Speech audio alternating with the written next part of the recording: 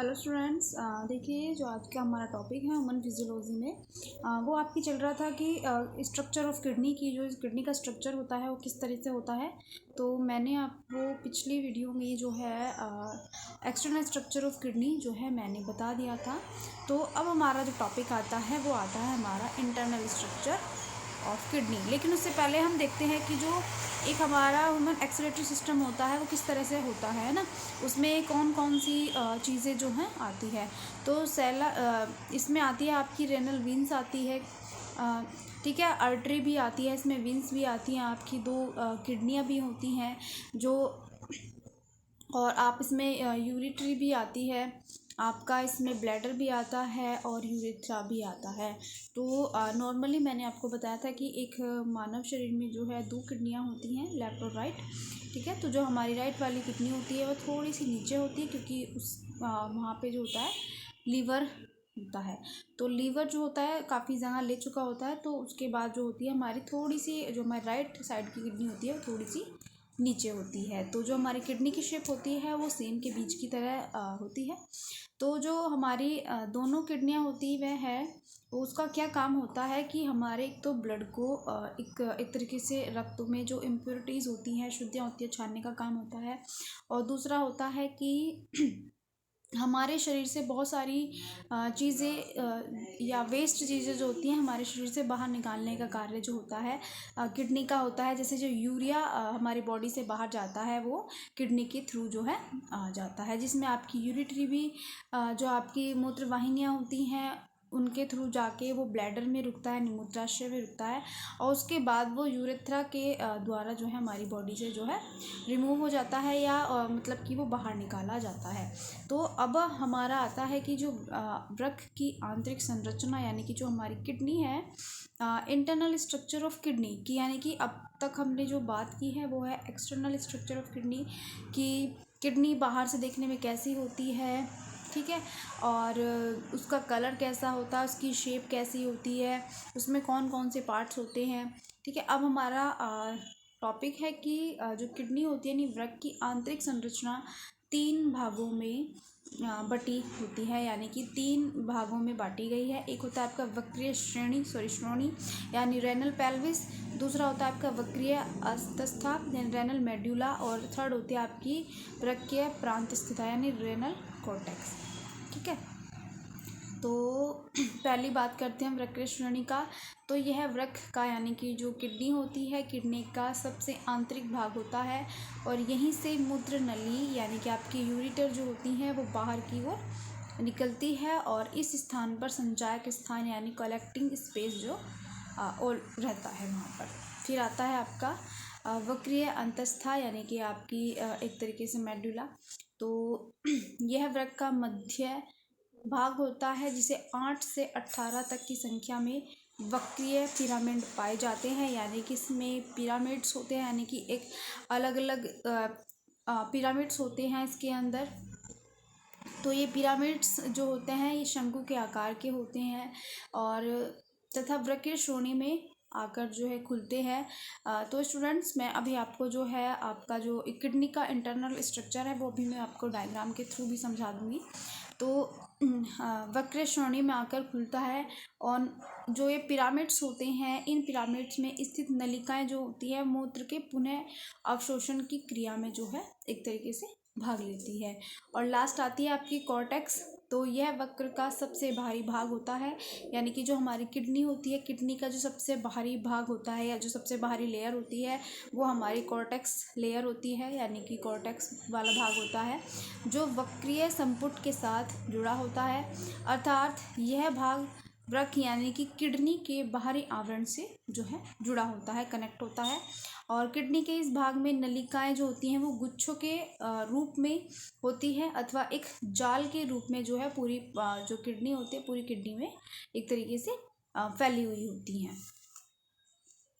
तो देखिए अब आता है हमारा कि किडनी का एक जो इंटरनल स्ट्रक्चर होता है वो किस तरीके से आपको दिखाई देता है। तो इसमें है आपका रेनल आर्टरी, यानी कि जो हमारी वृक, जिनको हम वृक धमनी भी कहते हैं, ठीक है। जो आपको इसमें रेड कलर के फॉर्म में दिख रही है वो आपकी रेनल आर्टरी यानी कि धमनी शिरा, सॉरी आपकी किडनी जो होती है यानी कि वृक धमनी है आपकी। फिर आती है आपकी रेनल विंस, यानी कि आप विंस को कहते हैं शिरा, तो यानी कि जो आपकी धमनी, सॉरी जो आपकी किडनी होती है इसके अंदर आपकी विंस होती हैं यानी शिराएं होती हैं। तो वृक, आपकी वृक शिराएं हो गई इसमें। फिर आता है आपका यूरेट्री, यानी कि जिसे आप मूत्र वाहिनियाँ कहते हैं, जिनके थ्रू किडनी से जो मूत्र होता है वो जो है एक तरीके से यूरेट्री यानी मूत्र नलिकाओं के द्वारा आता है। फिर आता है आपका नेफ्रॉन, तो नेफ्रॉन के बारे में भी मैं आपको भी बताऊंगी। फिर आता है आपका रेनल पेल्विस, फिर आता है आपका रेनल पिरामिड्स। तो इसमें आप अगर आप छोटे छोटे शेप्स में, पिरामिड की शेप में अगर आप ये चीज़ देख रहे हो तो ये होती है हमारी किडनी के अंदर पिरामिड्स, ठीक है। तो ये जो पिरामिड्स होते हैं, ये पिरामिड्स बहुत ज़्यादा संख्या में नेफ्रॉन से मिलके बने होते हैं, या इन पिरामिड्स के अंदर नेफ्रॉन होता है। नेफ्रॉन क्या होता है? नेफ्रॉन हमारी किडनी की एक इकाई होती है या यूनिट होती है, जिससे जो हमारी किडनी जो है बनी होती है मिल करके, ठीक है।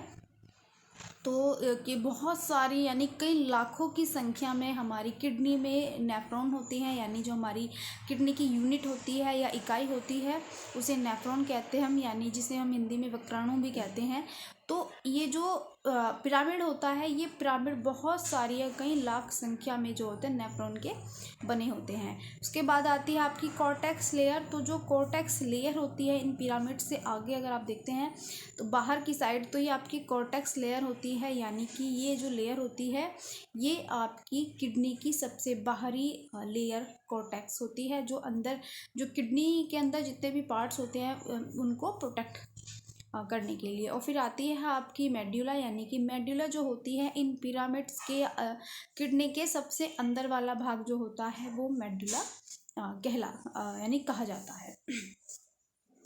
तो प्रत्येक वक्र यानी कि प्रत्येक जो किडनी होती है, प्रत्येक किडनी नलिका अपने ऊपरी सिरे पर एक प्याली जैसी आकृति बनाती है, जिसे आप बोमेन कोश यानी बोमेन कैप्सूल्स भी कहते हो, और यह कॉर्टेक्स नामक भाग में स्थित होता है। यानी कि जो आपके बोमेन कैप्सूल होता है वो कॉर्टेक्स वाली जो लेयर होती है उसमें स्थित होता है, और इसके अंदर की तरफ यानी कि अंदर की साइड इसमें रक्त कोशिकाओं का एक गोल गुच्छा होता है, यानी कि एक इसमें बहुत सारे ब्लड के गुच्छे होता है, जिसे आप कहते हो कि ग्लोमेरुलस जिसको कहा जाता है।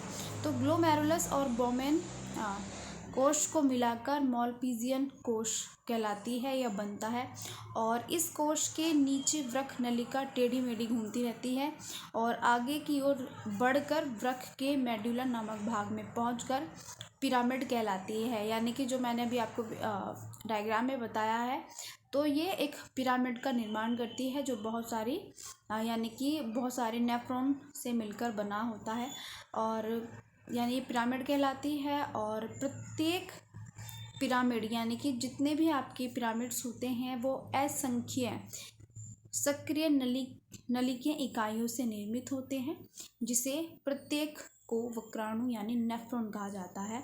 तो जो नेफ्रॉन होता है वो आपकी किडनी की एक इकाई होती है, यूनिट होती है, ठीक है। जैसे हमारी एक बॉडी की फॉर एग्जांपल, जैसे हमारी बॉडी की सबसे छोटी और सबसे महत्वपूर्ण जो यूनिट होती है वो हमारी सेल होती है, तो इसी तरह जो वक्राणु होता है यानी जो नेफ्रॉन होता है वो हमारी किडनी की एक छोटी यूनिट या फिर एक इकाई होती है, जो बहुत यानी कि बहुत सारी संख्या में मिलकर जो है पिरामिड्स का निर्माण करती हैं, या एक प्रॉपर किडनी को यानी एक प्रॉपर किडनी का निर्माण करती हैं। तो प्रत्येक वृक में वक्राणु की संख्या यानी कि जो एक किडनी में बहुत ज़्यादा संख्या में लगभग 8 से 10 लाख तक की संख्या में नेफ्रॉन पाए जाते हैं, यानी कि वक्राणु जो हैं पाए जाते हैं। तो जो हमारे किडनी में बहुत सारा जो इंटरनल स्ट्रक्चर होता है, इसमें हमारे बहुत सारे पार्ट्स होते हैं। उसमें हमारी कॉर्टेक्स लेयर भी होती है, उसके अंदर हमारे पिरामिड्स भी होते हैं जो हमारी नेफ्रॉन से बने होते हैं। जो नेफ्रॉन होते हैं वो बहुत ज़्यादा संख्या में पाए जाते हैं। और हमारे जो हमारी किडनी होती है उसमें मेडुला भी होता है अंदर, यानी जो हमारी किडनी का आंतरिक भाग जो है बनाता है। तो स्टूडेंट्स, ये जो अभी हमारी वीडियो है इंटरनल स्ट्रक्चर ऑफ किडनी, अभी यहाँ पे ये कंप्लीट नहीं हुई है। तो इसी को मैं अगली वीडियो में, इसी टॉपिक को मैं आगे जो है कंटिन्यू करूँगी।